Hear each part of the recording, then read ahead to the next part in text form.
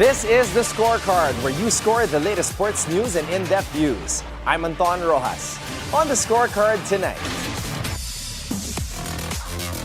Obiena salutes his father's golden vault as he snags another Asian title.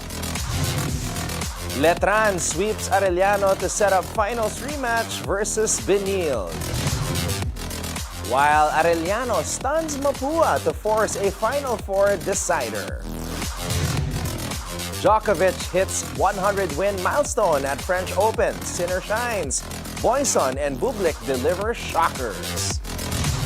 In MLB, Dingler and McKinstry stun with wild catch as Tigers crush White Sox 13-1. All the headlines and more on the Scorecard tonight, the 3rd of June. Now, here's our roundup. So just days before Obiena clinched gold at the 2025 Asian Athletics Championships, his father and lifelong coach Emerson Obiena turned heads in Taipei, soaring to a 3.60-meter vault and claiming gold in the men's 60-plus category at the World Masters Games. Having learned the sport from his dad, EJ didn't miss the chance to show love, saying, "Huge congrats to him to stay this fit and compete that long. It's just incredible." Talk about great timing. Just after his dad's triumph, EJ followed suit with gold of his own. Despite battling a sore throat and being unable to take medication due to anti-doping rules, EJ cleared 5.77 meters in a nail-biting jump-off against a strong Chinese contender, locking in his 3rd straight Asian title. Up next for EJ, a series of European meets. EJ's 2025 comeback is shaping up nicely. A big turnaround after his Paris 2024 campaign, where he reached the finals but missed out on a medal. What fans didn't know, he was quietly nursing a back injury. EJ's focus is locked on the long game. And if another showdown with world #1 Mondo Duplantis is in the cards, EJ is all in. While in the Philippines, EJ also visited the EJ Obiena pole vault facility in Ilocos, which recently hosted the Palarong Pambansa pole vault event. In the NCAA, Colegio de San Juan de Letran booked a return trip to the NCAA Season 100 Finals after a sweep of Arellano 30-28, 25-12, 25-21 at the Phil Oil Center. Judiel Nitura led with 17 points while rookie Vanessa Sari added 15 as the Lady Knights set up a title showdown with 3-time defending champion Benilde. Gia Makilang chipped in 13 points along with key defensive stops. Letran overcame a 16-13 deficit in the 3rd set with a 5-0 blitz triggered by Arellano errors, then kept the pressure on until the final whistle. It's sweet revenge for Letran, set up who was swept by Benilde in last year's finals. Nitura closed out set 2 with a block and a kill, followed by an Arellano attack error to put Letran a win away or a series away from the title. Meanwhile, Arellano University shook off a slow start to take down Mapua University 21-25, 25-23, 25-17, 25-13 in Game 1 of the NCAA Season 100 Men's Volleyball Final Four at the Phil Oil Center. AC Ginto fueled the Chiefs with 19 points, including 4 blocks and an ace, to set up a winner-take-all Game 2 on Friday. Carl Berdal and Jiwen Sinuto stepped up with 13 and 11 points, with Berdal also contributing big on defense with 4 digs and 13 receptions. Sophomore Jake Pangilinan proved clutch in the 4th set, swatting 3 huge blocks to put the game out of reach. Arellano built early momentum in set 3 with a 4-0 blast, then pulled away behind Ginto's ace and Sinuto's set-ending smash. Pangilinan closed the door on Mapua late, blocking 3 straight attacks to build a 23-13 lead. Ginto finished with a kill before a Mapua error wrapped up the win. Barbie San Andres scored 23 points for Mapua, while Olsen Hamisola and RJ Ramos added 13 and 12, but couldn't stop Arellano's charge. In tennis, Novak Djokovic cruised past Cameron Norrie 6-2, 6-3, 6-2 to claim his 100th French Open win, as he joins Rafael Nadal as the only man to reach the century mark in Paris. It's a nice number, but I want win 101, Djokovic told the crowd in French. Next up, he faces Alexander Zverev, who advanced after Talon Griekspoor retired with an injury. World number 1, Jannik Sinner lit up the night session, sweeping past Andrei Rublev to stay perfect in Paris and extend his Grand Slam streak to 18 matches. But not every favorite advanced. Jack Draper fell to a creative and inspired Alexander Bublik, who used 37 drop shots in a 5-7, 6-3, 6-2, 6-4 win to reach his first major quarterfinal. In the women's draw, wildcard Louis Boisson stunned third seed Jessica Pegula in 3 sets, igniting the home crowd. More celebrations followed as PSG's Ousmane Dembele brought out the Champions League trophy to roars from the stands. Coco Gauff kept her title hopes alive with a 6-0, 7-5 win over Katerina Alexandrova and will face fellow American Madison Keys next. Meanwhile, 17-year-old Mira Andreeva booked her spot in the last 8, becoming the youngest player to make back-to-back French Open quarters in nearly 30 years. In Major League Baseball, Dylan Dingler and Zach McKinstry made one of the most unbelievable plays of the season, potentially the best catch so far in the 5th inning against the White Sox. Dingler rushed after a foul pop-up from Joshua Palacios near the dugout, sliding to make the play. He missed the catch, but the ball bounced off his glove and straight into McKinstry's mitt like a perfect pass. McKinstry stood amazed, laughing at the impossible catch. The play capped an already dominant performance from Detroit, who routed the White Sox 13-1. Kerry Carpenter led the way with 3 homers, the first Tiger to do so since 2016. He opened with a solo homer in the first, then a 2-run shot in the fourth to make it 8-0. He finished strong with a 3rd homer in the 6th, a deep drive to center that Lewis Robert Jr. couldn't rob. Detroit improved to 40-21, holding the best record in the league. The White Sox fell to 18-42, losing 7 of their last 8. Early in the season, the Tigers looked like a force to be reckoned with. With hot hitting and show-stopping plays like this, they're still a team to watch this fall. And here's your daily dose of sports lingo. What does the phrase "on a rocket" mean in pole vaulting? On a rocket is a slang term used in pole vaulting to describe an athlete who launches into the air with extreme height, power, and speed. It describes a moment when everything clicks. The approach is fast. The pole bends perfectly. The timing is sharp. And the vaulter soars effortlessly over the bar. The expression captures the visual of an explosive, almost unstoppable ascent, much like a rocket blasting into the sky. Coaches and teammates may shout this in excitement when a jump looks flawless and high-flying. When you're on a rocket, you're flying high and everything's firing just right. Now it's time for our off-court buzzer. Creating a buzz is Team Lakay's Janlo Mark Sangyao, who is set to return to the mixed martial arts cage this July. The rising bantamweight will throw down with Mongolian powerhouse Shinechagta Zoltsegseg at One Fight Night 33 on July 12 at the iconic Lumpini Stadium in Bangkok, Thailand. This marks Sangyao's comeback to the One Championship stage after taking his first professional loss back in August 2023 when he was submitted by Enk Orgil Batarku in the second round of their bantamweight bout at One Fight Night 13. Sangyao enters the bout with a 6-1 record, including 5 wins via submission, a style that sets him apart from most Team Lakay athletes who traditionally focus on striking. But against Zoltsegseg, he'll need to watch out for the Mongolian's dangerous striking. which he often sets up with mind games and showboating to throw opponents off.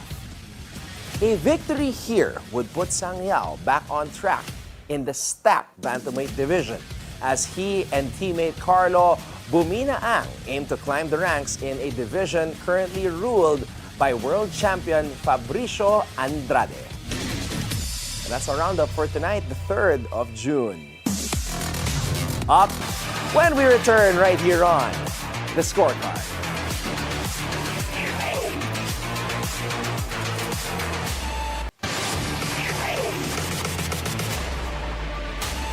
Welcome back to The Scorecard. In another controversial turn of events, the Suarez-Navarrete fight has been ruled a no contest. So, dahil dito, Charlie remains undefeated and now more determined than ever before to finally bring the elusive world title home. Let's welcome back to The Scorecard, Charlie Suarez, former Olympian, and of course joining us as well via Zoom, my good buddy, veteran analyst, attorney Ed Tolentino. Gentlemen, magandang gabi sa inyo. Maraming salamat sa oras. Charlie, hindi ako sanay na hindi mo makasama si Coach Delpin, ha? Oo nga po, kasi si Coach nandun pa sa USA. Okay. Nag-attend siya ng hearing natin doon at nandun pa siya. So, pasalamat din akong wala pa siya kasi kung nandito siya, mas gwapo sa akin. Iba nga ang datingan mo ngayon, Charlie. Pero eto, kasama natin, Charlie, si Attorney Ed Tolentino. Attorney, kumalat na yung balita. No contest ang desisyon ng California State Athletic Commission. We want to get your opinion dito sa balitang kumalat na nga. It is a no contest and they will have to figure in a rematch. Well, una-una, nire-respeto natin yung desisyon ng komisyon na no contest, ano? Pero sa akin paniniwala, hindi pa rin yun ang tamang desisyon. Alam mo, ang hearing na ito ay ginanap para itama yung mali sa unang laban na technical decision. Nakita nila ang ebidensya, nakita nila na ang suntok ni Charlie ang siya nagbukas ng cut kay Navarrete. But despite this evidence, hindi pa rin nila itinama ang desisyon which should be Charlie Suarez via TKO. Ano? Ang nakakatawa dito, yung isang miyembro ng komisyon sinasabi na oo, nakita ko talagang suntok yung tumama kay Navarrete. Pero hindi kami kasi favorable doon sa binabago ang resulta from a loss to a win. Ayaw daw nila ng ganun. Kasi nga naman, yung mga boxer, yung mga manager, makakakita sila ng dahilan na doon na lang para tayo sa komisyon mag-apila. Huwag na tayo sa mga hurado sapagkat kaya nilang baguhin ang desisyon ni Navarrete. Charlie, your reaction sa sinabi ni Attorney Ed Tolentino? Ako naman, personally, sang-ayon naman ako sa sinabi ni attorney kasi expert nga po yan at siguro sa ilang taon niyang pag-analisa sa lahat ng mga boxingero na nakikita niya ay talagang napag-aralan niya din yan. At sa akin naman, wala po akong magagawa kasi yun na po yung naging husga ng mga hurado or yung sa California Sports Athletic Commission. So as of now, sa akin na lang kung bigyan ng pagkakataon nga dahil may rematch, I will do my best na lang to win the... Attorney, ready si Charlie na rematch kasi doon na tayo papunta dahil eto nga desisyon, wala na, mukhang final na talaga. But in your opinion, Attorney Ed, ano sa tingin mo yung mga dahilan kung bakit hindi nila tinama yung kanilang pagkakamali at ginawa na lang nila itong no contest? Well, alam mo, ang gusto nila kasi, ganito na lang. Maglaban na lang kayo sa boxing ring at kayo na lamang ang mag-settle sa issue. Ayaw na naming palakihin ang issue na ito. Kasi ang problema, kapag sinabi namin na panalo si Charlie Suarez, pag binaligtad namin ang resulta, masisira yung parang balanse ng boxing. Na usually dapat judges ang magdi-decide, ganyan talaga, judgment call. Malalaman ng mga boxer, ng mga manager, pwede naman palang i-apila Matatali ang komisyon doon sa desisyon nila kay Suarez at kay Navarrete kapag sinabi nilang pwede namin baguhin, pwede namin gawing panalo si Charlie Suarez. So they wanted to avoid that kind of situation. No? Kasi ginigit nila, no contest kasi daw hindi ang resulta ng cut. And yet they still did not change the result. So, Charlie, ready kang lumaban para sa isang rematch kay Emmanuel Navarrete. Kamusta naman ang pakiramdam mo at kailan ka magsisimula mag-ensayo ulit? Ako always ready kasi army nga ako at kahit sino yung kalaban ko. Kaya yung ano ko yun, dapat hindi lang ako nagpapabaya, no? Dapat continue pa rin yung activity risk ko, active risk ko, and hindi lang masyadong magpalaki kasi ang unang kalaban ng boksingero yung timbang eh. Kapag sa timbang mo natalo ka na, wala na. So, yun yung ano ko as a fighter, dapat ma-maintain ko at hindi masyado malaki. Kasi pag balik ng training, nandyan. Attorney Ed, how do you think this decision has affected yung kabilang side naman, yung side ni Navarrete? Kasi alam ng buong mundo na talo talaga siya, suntok, kamao ni Charlie ang tumama sa kanyang muka at yun ang nag-open ng cut. Do you think that the tables have turned in terms of kung sino ang llamado sa rematch ni Charlie at syempre kay Navarrete? Well, unang-una, kitang-kita natin na talagang protected itong Emmanuel Navarrete. Before that, may mga controversial na rin siyang laban na naproteksyonan siya. So talagang malakas ang backer nito. Pero in terms of the rematch, sabi nga po natin, siyempre paborito pa rin. Siya pa rin ang defending champion. Ang iisipin ng marami, i-correct na niya yung kanyang mga kakamali niya in the first fight. But do take note, may problema sa timbang itong Emmanuel Navarrete. Hirap na hirap ka WBO title kung sakaling babakantihin ni Navarrete. But if this fight push through at nandun pa rin yung weight issues ni Navarrete, palagay ko, he will still be the favorite. Pero magkakaroon na siya ng konting duda sa kanyang kumpiyansa. Because unlike other opponents, hindi niya nabuli yung Charlie Suarez. Yung iba kasi na-overwhelm ni Navarrete. Umaayaw na, suko na. Suarez was there. He was gaining his second win, yung momentum. Humahabol na siya, gumaganda na ang performance niya, mas maganda ang kanyang kondisyon. So mag-iisip din yung Navarrete, hindi ko kayang bastang i-intimidate itong Charlie Suarez. So he will be prepared, of course. Dahil alam na niya yung kartada ni Suarez, he will be prepared for the rematch. But the thing is, that weight issue will continue to be a problem for Navarrete. Because talagang hirap na po yan si Navarrete to meet 130 pounds. And that is something Suarez can capitalize on. Nako, Charlie, baka takbuhan ka na pala nitong si Navarrete. Paano yan kung mag-decide siya? Nako, ayoko na labanan itong si Charlie. Baka mapatunayan pa niya na siya talaga nanalo sa unang pagharap. Anong reaction mo doon sa sinabi ni Attorney Ed? Yes, possible talaga na mangyari yon. Maganda talaga yung sinabi ni Attorney Ed. And ako naman, I'm hoping and praying that na hindi po mangyari yon. Kasi marami pong mga tao, hindi lang Pilipino, sa mga sulok ng mundo na gustong may rematch eh. Kasi hindi natapos yung laban, di ba? So, unsettled business, kumbaga. And kung mangyaring man yon, it depends on the top rank, the promotion, na depende sa negotiation. And I believe na fighters sila eh. So, champion sila. So, hindi rin sila basta-basta na hindi lalaban. Kasi may mga pride din yung mga yan. And Meksikano pa rin. Meksikano, parang tayo din yan.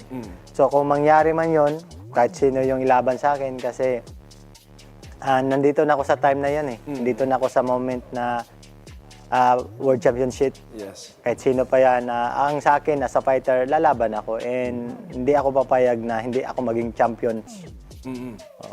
Ngayon, positive thinking tayo, Attorney Ed. Based on everything that has happened, parang mas magkakaroon pa ng hype para sa isang Suarez at Navarrete rematch. Mas maraming manonood. Pagkatapos ng unang laban sa airport, ilang tao ang lumapit dito kay Charlie para magpa-selfie at picture. Mukhang mas dadami pa ang kanyang mga fans, Attorney. Ano sa tingin mo? Ako personally, gusto ko talaga yung sinasabi ni Charlie na mas maganda makalaban niya muli itong si Navarrete. Kasi ang ganda nung unang laban nila eh. Ibang klase yung kanilang unang laban. Talagang walang puknat ang palitan ng mga suntok. Talagang we're talking here na Akala mo ipagbabawal na ang pagsuntok bukas sa dami ng kanilang mga suntok. Napaka-exciting nung laban na yun. In fact, lahat tayo nabitin hindi ba? Nabitin tayo lahat Kasi ang tingin natin dito, electrifying yung laban na yun. So, siyempre, medyo magiging anticlimactic kung ibabakante ni Navarrete at iba na lamang ang lalabanan ni Charlie Suarez. So, para sa akin, maganda talaga. Sana maayos ni Navarrete yung kanyang weight issues at matuloy ang labang ito.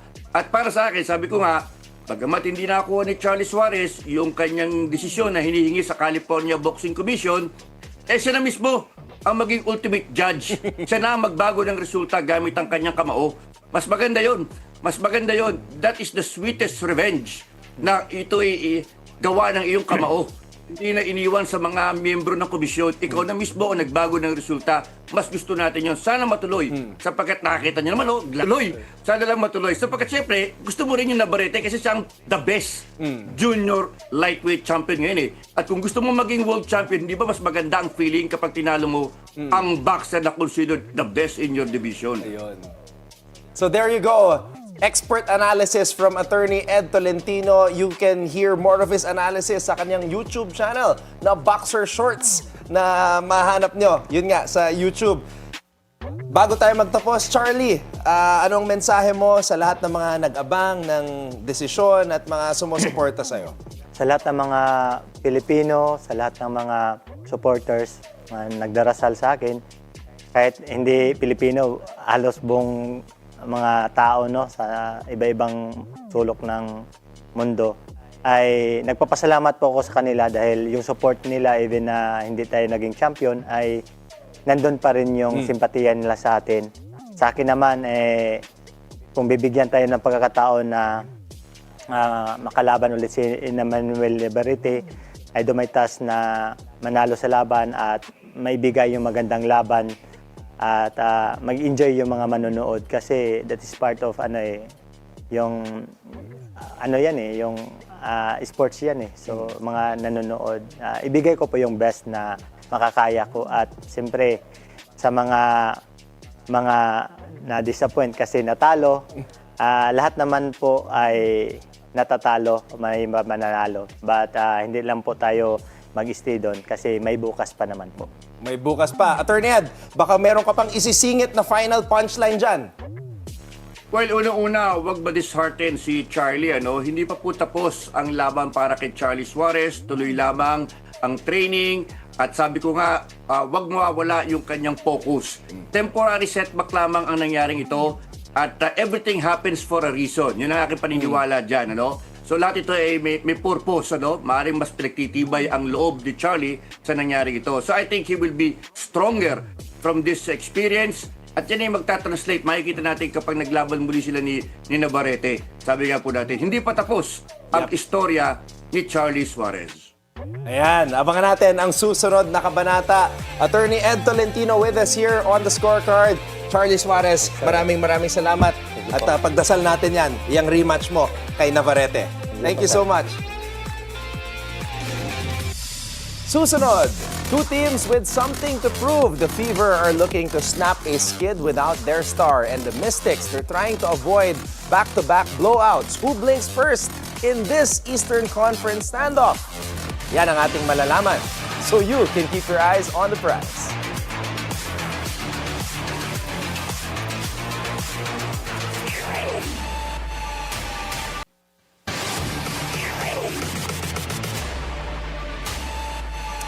Welcome back to the Scorecard. It's time to keep your eyes on the prize. We've got two teams in the WNBA, the Indiana Fever and the Washington Mystics, locked in a beautiful mess of desperation. And I love it. Now, this isn't your primetime showdown of juggernauts. This is a gut check game. And honestly, these are the kinds of games that tell us way more about teams than a blowout win ever could.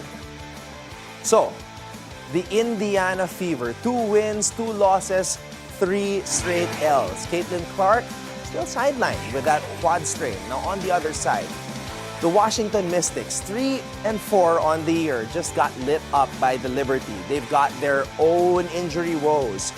Georgia Amour is out for the season. So this is a matchup of teams trying to keep the season from slipping away in May. Now, without Caitlin Clark, the Fever, they look unsteady, and that's being generous. Aaliyah Boston, last year's or former Rookie of the Year, still doing her thing. 17 points, 7 dimes, 5 boards in that near win against Connecticut. But let's be real. Boston can't carry the offense and anchor the defense every night. Sophie Cunningham tweaked her ankle in that same game, which means the Fever are not just shorthanded. They're limping into this one. Now, Kelsey Mitchell, this is the moment. No Caitlin Clark means it's Mitchell's offense to run. Can she shake off that miscue at the buzzer against Connecticut and take over this game?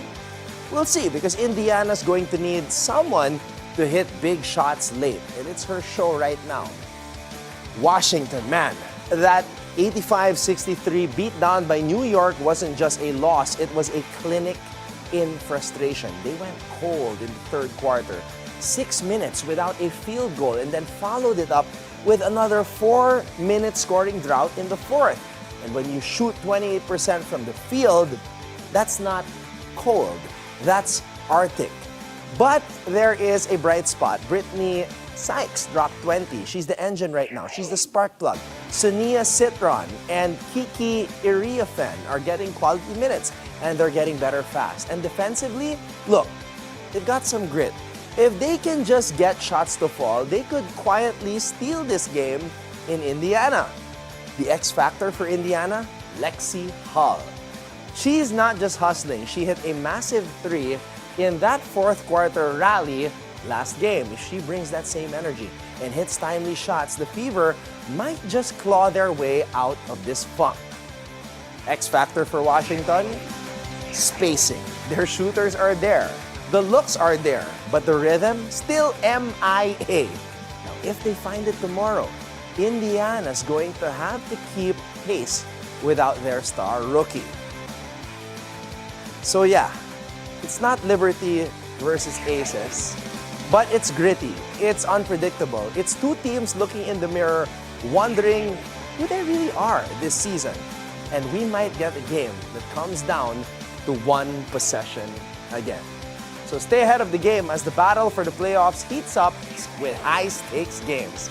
And here is your odds breakdown for tomorrow's matchup.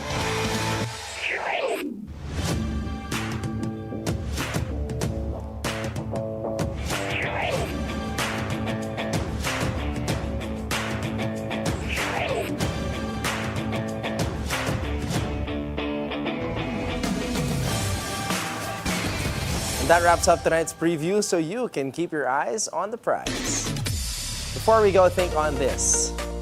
From a 6-time WNBA All-Star and one of the league's most dynamic point guards, Skylar Diggins-Smith once said, "It's not just about bouncing back, it's about coming back better, smarter, and stronger."